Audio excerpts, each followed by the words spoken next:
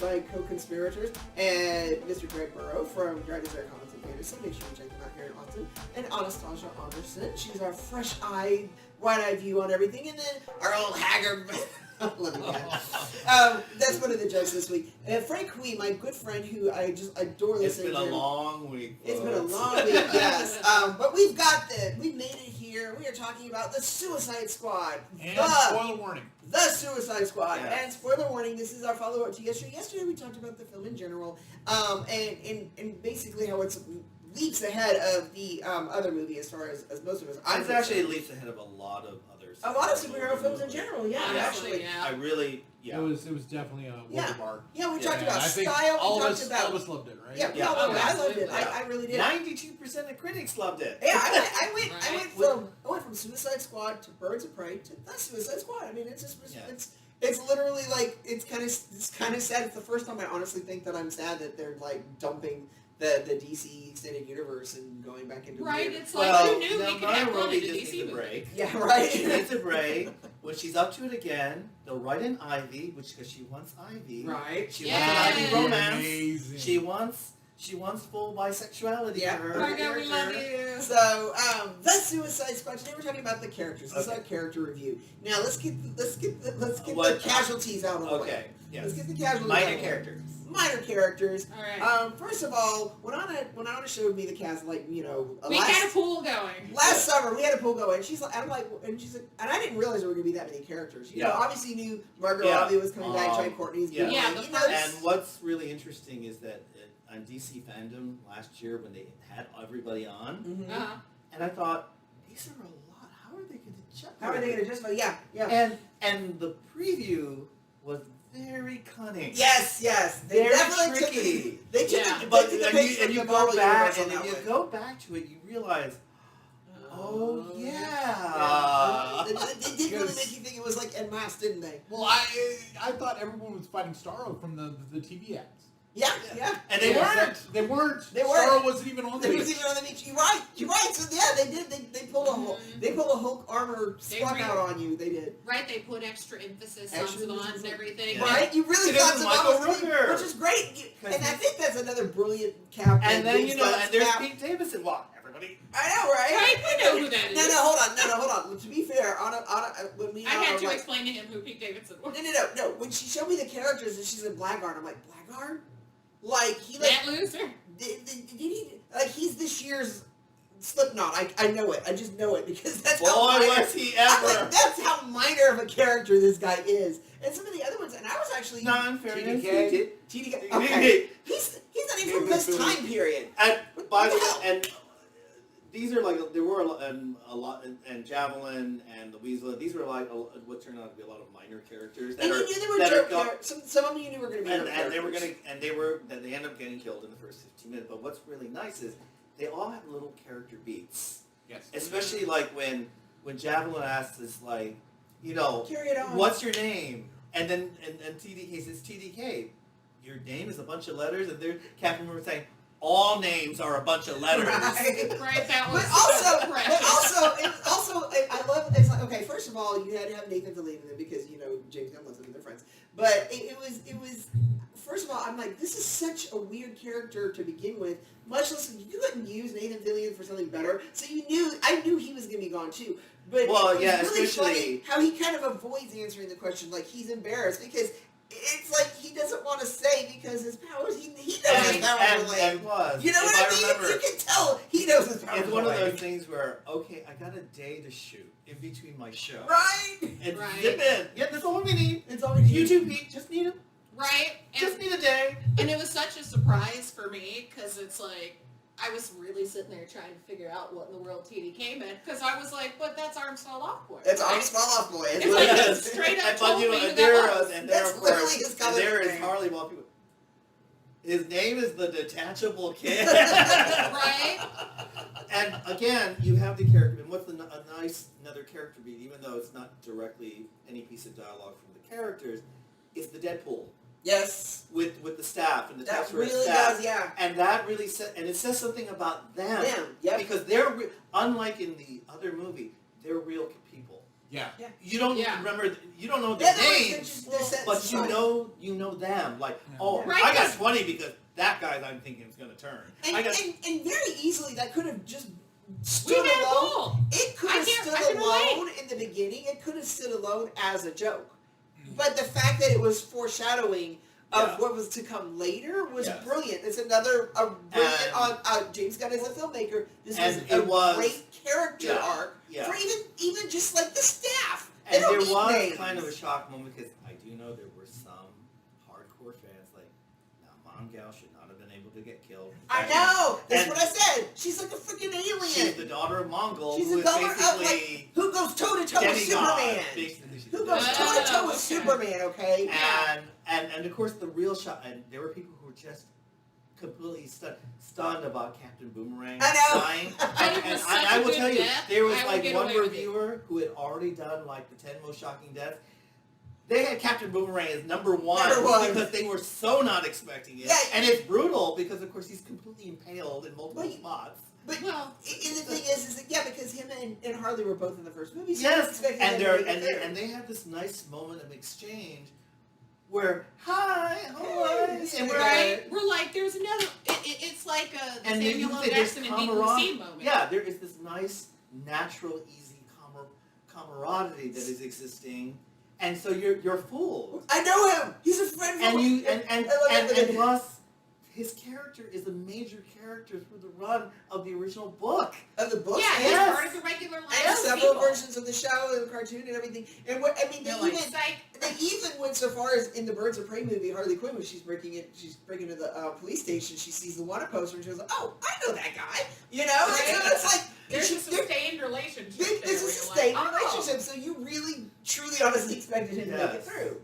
And so it is. It's a very shocking thing, and that's why you kind of need that moment to breathe afterwards. to Why say- even bother to Because swim? there were He some doesn't pe- swim. Yes, and you have this moment where some people were wondering, Were you in the the right whole team movie? died? And then they see how they were tricked, because then now we see the real team.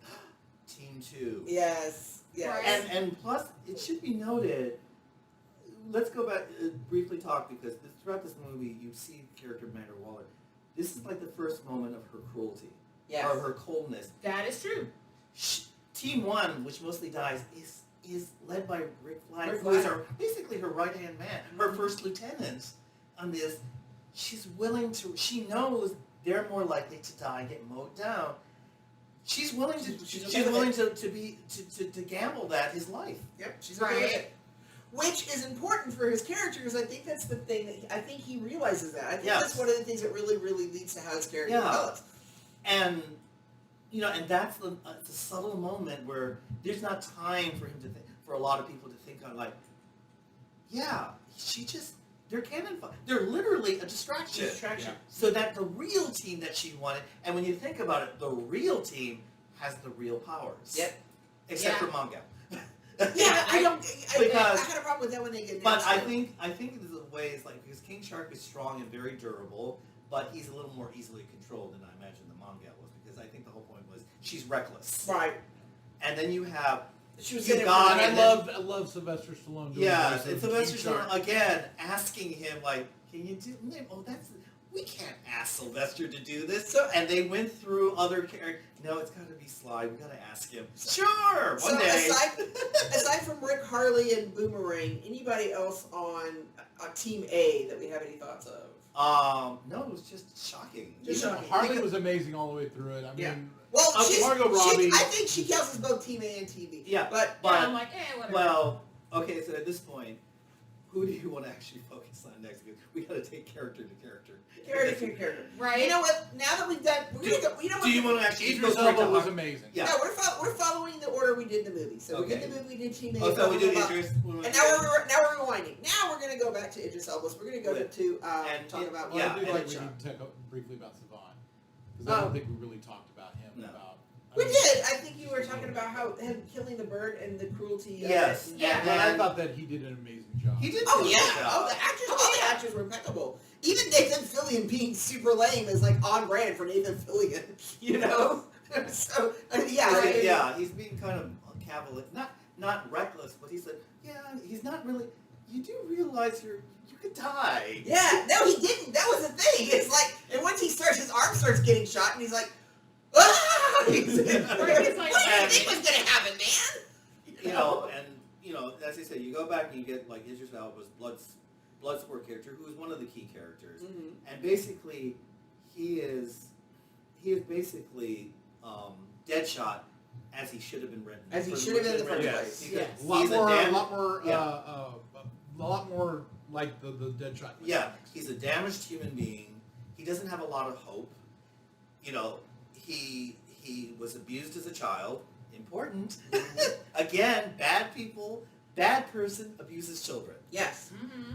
Good person refuses to allow a child to be abused. And which is why I was saying the theme of him and his daughter. And his daughter, and his idea, and there's the contention of the daughter where he says, I'm not fit to be your parent, and the best thing you can do is stay away. Yeah. But she has no choice but to come to him because she's being used as a pawn for blackmail. Yeah. But there's the Storm, oh my God. You know, she's always a very good young actress, but the scene where she is just unhurdling all her rage at her father, she's dropping F-bombs and this, and they're doing that, and the real punctuation is, she says, the worst thing, the embarrassing thing is having you as a father, and she says it with such intensity. That really, you could tell that really cuts him. Yeah. You're an embarrassment to me. But also, it's the fact that we're talking about the good person protects the dog. She doesn't understand. In his mind, he's protecting her. And she himself. doesn't see that, of course, and because you're abandoning me. Yeah, she sees abandonment and not as his. Yes. Yeah. But that's a kind of great thing to say how messed up he is. And again, he is trying to do a decent thing because no, I'm my daughter. You can't end up here. And especially for, like I said, for stealing a watch. Yeah.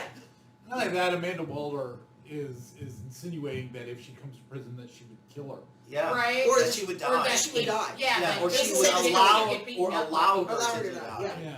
And so, and you have that. And that was kind of amazing because, like, the staff, they were like, you're This joking, right? Right. You don't know what I'm willing to do.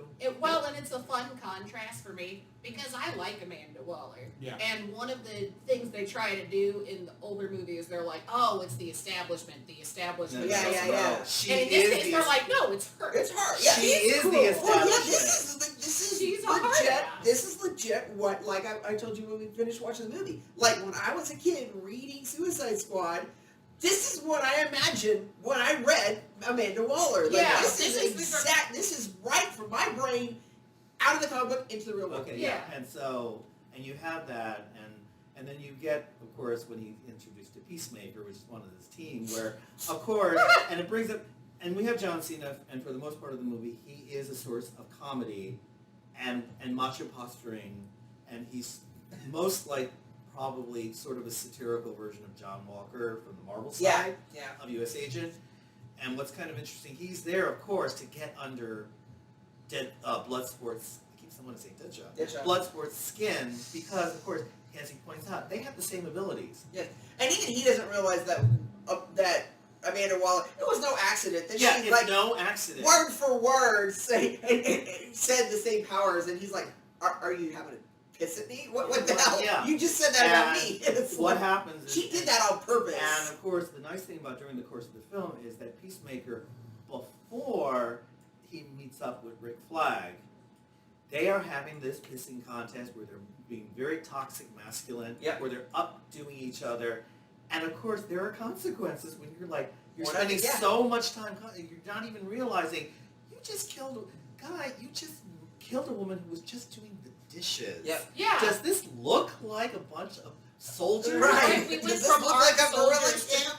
We went from armed soldiers to a guy who was just enjoying his morning coffee, just and killing then him, and we're like, oh butt my God, naked. guys. But naked. Minding his business. And the whole thing is, though, that was exactly what Waller told them to do. Yes. Yep.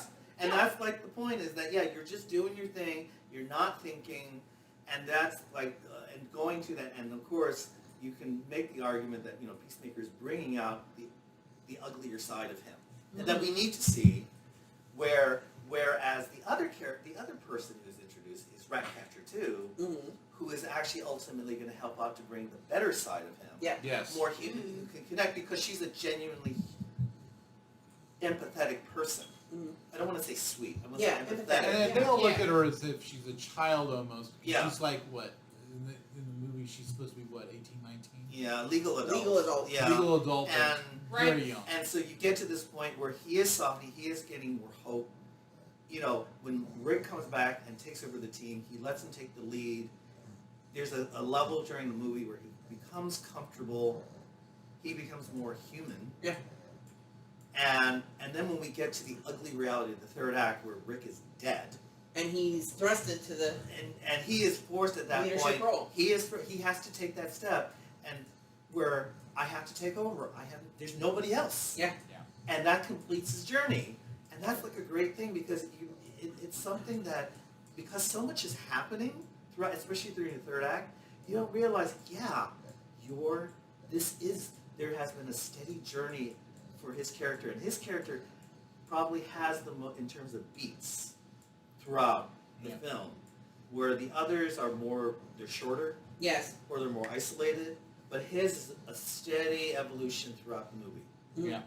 So, Peacemaker. I mean, even King Shark metamorphosizes over the... Oh, yeah. Well, yeah, which Yeah. is like, we've never had a friend, Yeah. Yeah. you know? Right. Yeah, and then you contrast that with Peacemaker, who that's not so much a character arc as sort of a character reveal, Yeah. and you have this character who is kind of laughable, and God bless John Cena for playing him to the hilt, Right. and Right. playing it just right, and I think one of the most ridiculous lines in the movie, because it's one of those lines that is so bizarre, but if you say it right, you So can't help but good. laugh, is that when there's the moment where he's in his underwear, they're all awakened, he comes out, and he's making fun of Bloodsport, and Bloodsport, well, look at you, you're running around in your underwear, your tidy whities, and then John Cena's character, Peacemaker, said, that's racist. It's like, what? Right. and What? You don't get a second to process it. We're on to the next line. And What? okay.